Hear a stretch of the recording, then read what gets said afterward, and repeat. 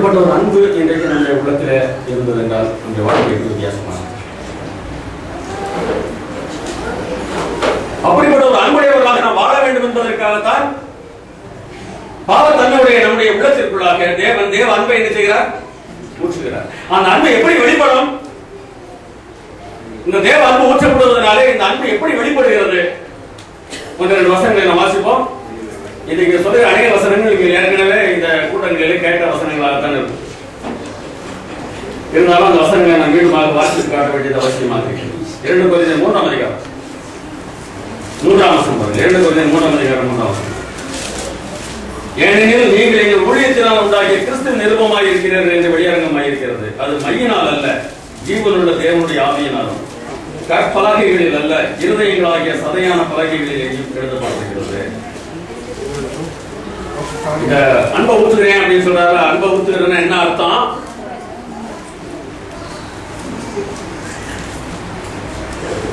மற்றவர்கள் நம்மை பார்த்து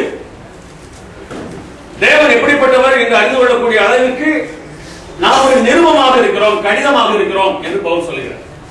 ஒரு கடிதத்தை வாசித்து பார்த்து அந்த கடிதத்தில் என்ன சொல்லப்பட்டிருக்கிற செய்திகளை அறிந்து கொள்வது போல நம்மை பார்த்து மற்றவர்கள் சில காரியங்களை கற்றுக்கொள்ள வேண்டும்.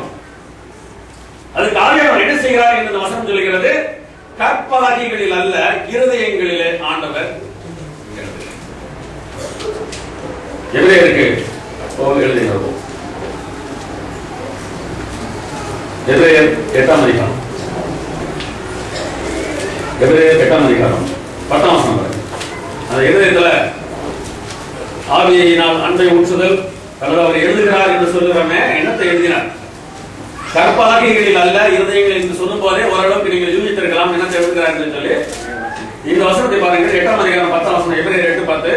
அந்த நாட்களுக்கு பின்பு நான் இஸ்ரவேல் குடும்பத்தாரோட பண்ணும் உடன்படிக்கையானது என்னுடைய பிரமாணங்களை அவருடைய மனதிலே வைத்து அவருடைய இருதயங்களில் அவர்கள் எழுதுவேன். நான் அவர்கள் தேவனாயிருப்பேன், அவர்களுடைய தேவனாயிருப்பார்கள். அப்பொழுது சிறியவன் முதற்கொண்டு பெரியவன் வரைக்கும் எல்லாருமே அறிவார்கள். ஆகையால் கர்த்தரை அறிந்தவன் என்று ஒருவன் தன் அயலானுக்கும் ஒருவன் தன் சகோதரனுக்கும் போதிக்க வேண்டுவது இல்லை. ஏனெனில் நான் அவர்கள் அநியாயங்களை கிருபையாய் மன்னித்து அவர்கள் பாவங்களையும் அக்கிரமங்களையும் இனி நினையாமல் இருப்பேன் என்று கர்த்தர் சொல்லுகிறார்.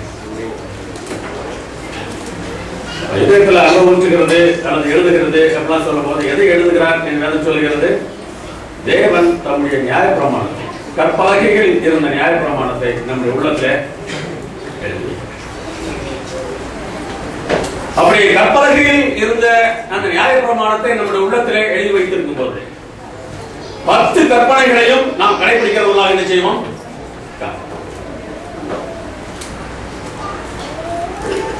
ஏதோ ஒண்ணு வேண்டாம் அப்படின்னா நம்ம விட முடியாது. ஒரு சம்பவம் வாசித்தேன். சயின்ஸ் ஆஃப் தி டைம்ஸ் என்கிற பத்திரிகையில் ஒரு சம்பவம் வாசித்தேன். அதை பகிர்ந்து கொண்டால் அது இன்னும் பிரயோஜனமா இருக்கும். ஒரு தகவல், பணக்கார தகவல், அதிகமாக நிலப்பலன்களுடையவர் தன்னுடைய மகனை விவசாய கல்லூரிக்கு அனுப்பி விவசாயம் படிக்க வைத்தார், அக்ரிகல்ச்சர் படிக்க வைத்தார். அது படித்து முடித்து வந்த பிறகு அவனை அழைத்து கொண்டு போய் சொன்னாங்க, இன்னைக்கு என்னுடைய நிலம் எல்லாத்தையும் நான் அவனை காட்ட போறேன். எல்லா நிலங்களையும் காட்டி எந்தெந்த நிலத்தில் நீ என்ன பயிரிட வேண்டும் என்று நான் உனக்கு சொல்ல போகிறேன். நான் சொன்னபடியே நீ பயிரிட்டால் இந்த சொத்தை எல்லாம் நான் உனக்கே தந்துடுவேன். சில நாடுகள் அப்படி இருக்கு, கட்டாயமா அப்பாவுடைய சொத்து பிள்ளைக்கு போகணும்னு அவசியம் கிடையாது. நம்ம நாட்டில் கூட அப்படி இருக்கு, நம்ம நாடுல கூட. இந்தியாவில் அப்படி இருக்கீங்க அப்படின்னு தெரியல. ஒரு சுயமாக சம்பாதித்திருந்தார் என்றால் இந்த சொத்தை அவர் என்ன வேணா நினைக்கலாம். தாத்தாவுடைய சொத்து தான் பிள்ளைக்கு பேரன் கட்டாயமா நினைக்கணும், போய் சேர்ந்தாங்க.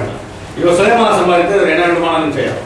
அதுபோல சொல்றாரு, நான் சோதிச்சு பார்க்க போறேன், நீ எப்படி செய்யற அப்படின்னு எனக்கு பார்க்கணும்னு ஆசையா இருக்குது அப்படின்னு சொல்லி அவர் எல்லா நிலத்தையும் கூட்டி கொண்டு போய் காமிச்சாராங்க. ஒரு சொன்னாரு, இதுல நீ கரும்பு போடு, இதுல நெல் போடு, இதுல கோதுமை போடு, இதுல நிலக்கடலை போடு, இதுல உருளைக்கிழங்குகளை என்று சொல்லி அன்னைக்கு தான் தெரிஞ்சு நம்ம அப்பா எவ்வளவு சொத்து சம்பாதிச்சு வச்சிருக்கிறாரு நமக்கு தெரிஞ்சு. எல்லாத்தையும் பார்த்தா, எல்லாத்தையும் நோட்ஸ் எடுத்துக்கிட்டா, புரிஞ்சுக்கிட்டான்.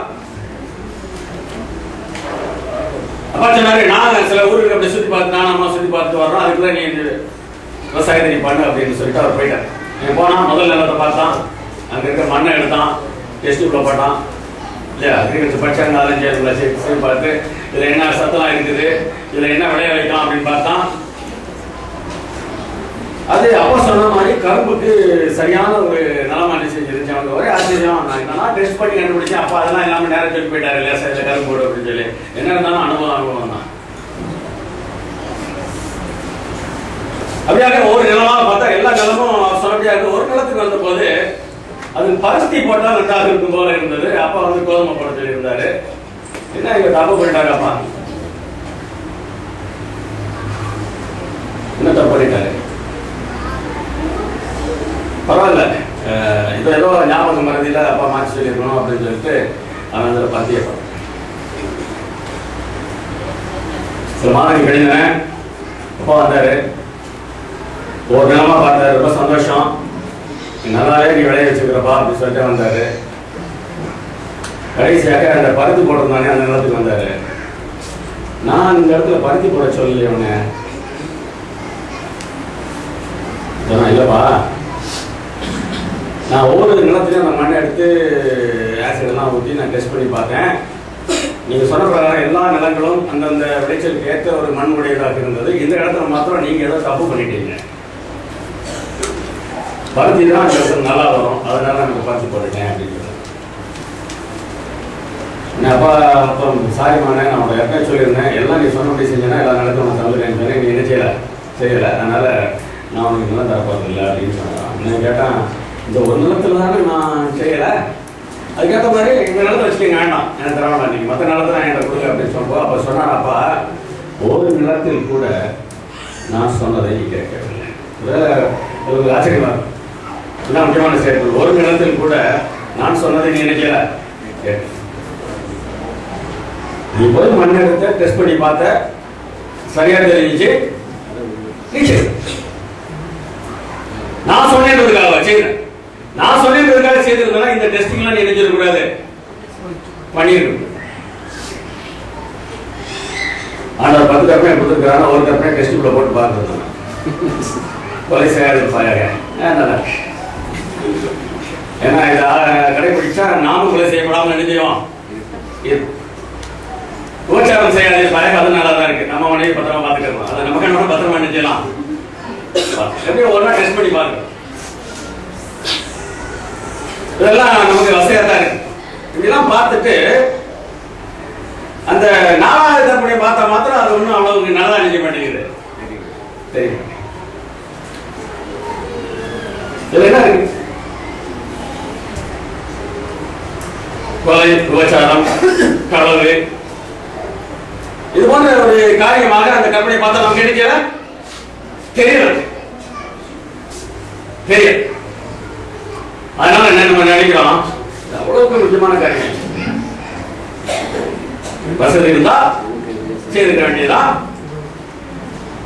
வசதி இல்லைன்னா அதை விட வேண்டியது. அதுக்கு பாரு இன்னொரு நாள் வச்சுக்கிறோம்.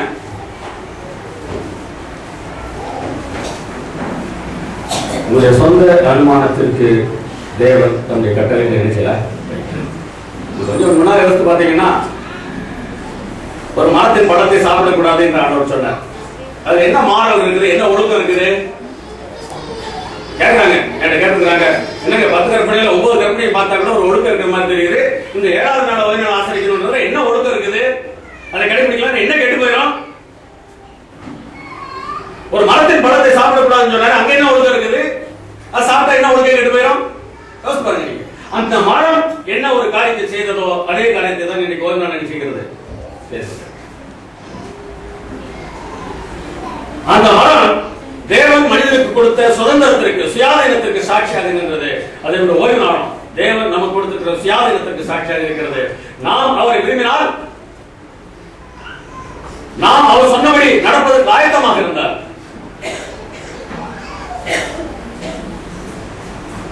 அந்த கட்டளை கேட்டு வரலாம். அப்படி இல்லை, ஏன் இஷ்டப்படி போறேன் அப்படின்னு சொன்னா அந்த கட்டளை மேலோட்டமாக பார்க்கும்போது அந்த கட்டளை அவ்வளவு முக்கியமானதாக நமக்கு நினைச்சல தெரியல. ஆனால் தேவன் இதில் மிகவும் முக்கியமான ஒரு காரியத்தை வைத்திருக்கிறார் என்பதை நாம் அறிய வேண்டும்.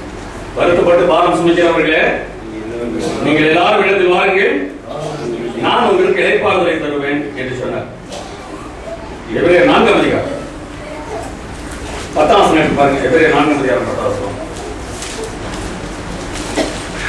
எபிரேயர் 4:10. ஏனெனில் அவருடைய இளைப்பாறுதலில் பிரவேசித்தவர்.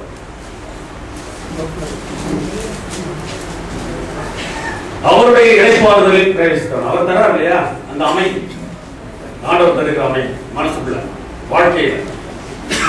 அந்த இளைப்பாறுதலில் பிரவேசித்தவர். தேவன் தம்முடைய கிரியைகளை முடித்து ஓய்ந்திருந்தது போல தானும் தன் கிரியைகளை முடித்து ஓய்ந்தார். இயேசுவிடத்தில் சென்று ஒருவர் இளைப்பாறுதலை பெற்றிருந்தார். அவன் என்ன பண்ணுவான்னு சொல்லி வசனம் சொல்லுது, தேவன் தம்முடைய கிரியைகளை முடித்து ஓய்ந்திருந்தது போல தானும் தன் கிரியைகளை முடித்து ஓய்ந்திருந்தார். அதே அதிகாரம் 4 வசனம் பாருங்க. தேவன் எப்படி தம்முடைய கிரியைகளை முடித்து ஓய்ந்திருந்தார் என்று 4 வசனம் சொல்கிறது. மேலும் தேவன் தம்முடைய கிரியைகளை எல்லாம் முடித்து 7ஆம் நாளிலே ஓய்ந்திருந்தார் என்று 7ஆம் நாளை குறித்து ஒரு இடத்தில் சொல்லியிருக்கிறார். இந்த தேவன் தருகிற இளைப்பாறுதலில் பிரவேசித்தவர்கள், அந்த அமைதிக்குள்ளாக வந்திருக்கிறவர்கள் இந்த 7ஆவது நாளை என்ன செய்வாங்க? ஆசரிப்பார்கள், ஓய்ந்திருப்பார்கள். ஒரு பெரிய சந்தோஷம். அந்த கூட்டத்தில் வச்சு ஒரு அம்மா எங்க வந்து பேசினாங்க. 6 நாளும் நான் கஷ்டப்பட்டு வேலை செய்யறேங்க. அந்த 7ஆவது நாள் வந்தா எனக்கு எவ்வளவு சந்தோஷமா இருக்கு தெரியுமா? அன்றைக்கு அந்த ஓய்வு என்னுடைய வாழ்க்கையை மாற்றி கொடுக்கிறது என்று சொன்னாங்க. ஆமா, 6 நாளும் நீ கஷ்டப்பட்டு வேலை செய்யிட்டு ஓய்வு நாள் வந்த உடனே எதை பற்றியுமே கவலைப்படாம அந்த கவலையெல்லாம் ஆண்டவர் சமூகத்தில் விட்டுட்டு அந்த நாள் முழுவதும் அவரோடு கூட நாம் நேரம் செலவிடுவது என்பது எவ்வளவு சந்தோஷமான காரியம். சில சமயங்களில் நமக்கு பிடித்தமானவர்களோடு நம்ம எவ்வளவு நேரம் பேசிட்டு இருந்தால எவ்வளவு நேரம் பேச, அதெல்லாம் புதிதாக திருமணமானவர்கள் அல்ல திருமணம் ஆக போகிறவர்கள்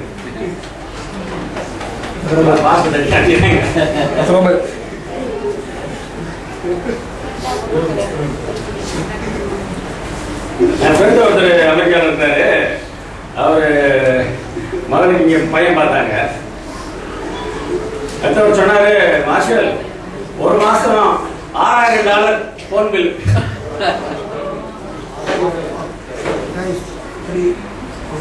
பேசுகிறோம் தொடர்ந்து நம்ம அப்படியே செய்யணும் இருக்கணும். அதான் முக்கியம். பேசணும் பத்திரமா பார்த்துக்கணும். வரதுக்கு மேல ஒரு நாள் பஸ்ல அப்படியே டிராவல் பண்ணிட்டு இருந்தேன். ஒரு பஸ் ஸ்டாண்ட் விட்டு வெளியே வந்துச்சு. வெளியே வந்து திரும்ப உடனே வெயில் அடித்தது. இந்த பக்கம் வெயில் அடிக்குது. அந்த பஸ் போய் மறுபடியும் ஒரு யூட்டர்ன் போட்டு திரும்பிடும். ஒரு நிமிஷம் தான். அந்த ஒரு நிமிஷம் வெயில் அடிக்கிறதுக்கு முன்னால ஒரு ஆள் சொல்றாரு, அந்த துணி எடுத்து விடுங்க அப்படின்னாரு. பக்கத்துல காசு இந்த புதுசா கல்யாணம் பாடு பெரிய பாடியா, ஒரு நிமிஷம் மனைவி வெயில் மேல வெயில் பண்ணக்கூடாது, துணி எடுத்து விட சொல்றாரு.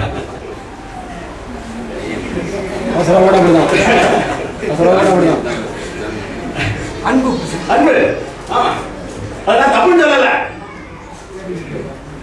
ஆதியில இருக்கிற இந்த அன்பு கடைசி வரைக்கும் எடுத்தேனா எப்பவுமே 5 வருஷம் ஆட போறவங்க கூட அந்த துணி எடுத்துக்கிட்டு வெயில் மேல படக்கூடாதுன்னு நினைச்சேனா சொல்றோம்.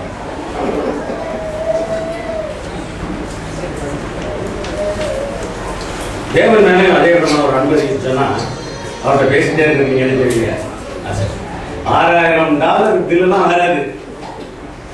பேசுறதுக்கு எந்த விதமான செலவும் இல்ல. பேசலாம் பேசிட்டேன். அதுவும் ஆண்டவர் சொல்ற, நீ வேலையெல்லாம் செய்யக்கூடாது சொல்ல, வேலைகளை செய்ய வேண்டிய இருக்கு. ஒரு நாள் நீ அந்த வேலையெல்லாம் மறந்துட்டு என் கூட பேசிக்கிட்ட, அப்போது கிடைக்கக்கூடிய ஒரு ஆறுதல், சந்தோஷம் உங்களுக்கு வாழ்க்கையில வேற எங்கேயும் கிடைக்கும். நீ செய்வாங்க. ஆனா சாப்பிட்ட இதுதான் நினைச்சான், தாக்குதலை தோற்றுக்கான். இதெல்லாம் சாத்தான் தன்னுடைய தாக்குதலை என்ன செய்யறான்?